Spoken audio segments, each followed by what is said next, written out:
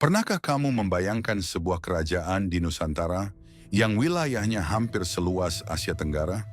Inilah kerajaan Majapahit, simbol kejayaan, kekuatan, dan kebudayaan tinggi Indonesia di masa lampau. Di video ini, kita akan menyelami masa keemasan Majapahit dan mengungkap mengapa namanya masih dikenang hingga hari ini. Awal mula Majapahit. Majapahit didirikan pada tahun 1293 oleh Raden Wijaya setelah runtuhnya Kerajaan Singhasari.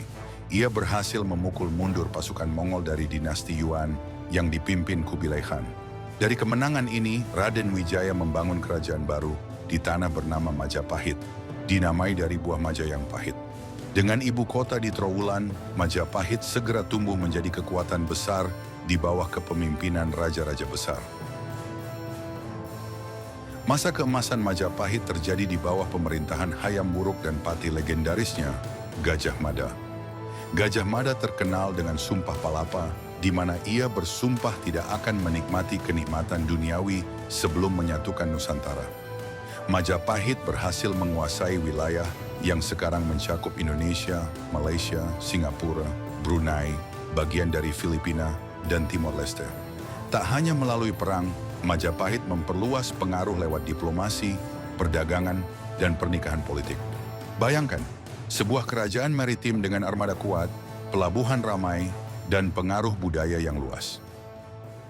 Kebudayaan dan warisan. Majapahit tak hanya kuat secara militer, tetapi juga menjadi pusat kebudayaan, seni, dan sastra. Kitab Negara Kertagama karya Empu Prapanca mencatat kejayaan Majapahit dan jadi sumber sejarah penting.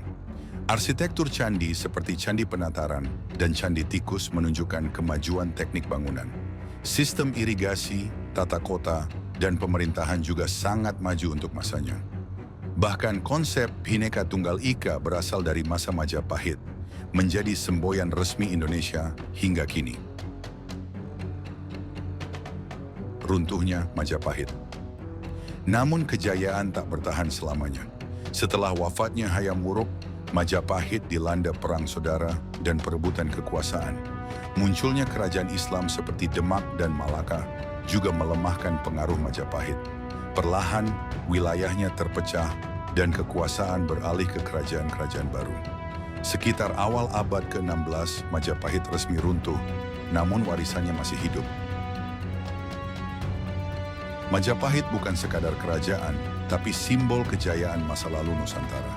Kita bisa belajar banyak dari keberanian, kecerdikan, dan semangat persatuannya. Sejarah Majapahit mengajarkan bahwa bangsa besar adalah bangsa yang mau belajar dari masa lalunya. Yuk, kita terus jaga dan kenali warisan sejarah kita, karena masa depan dibangun dari pondasi masa lalu.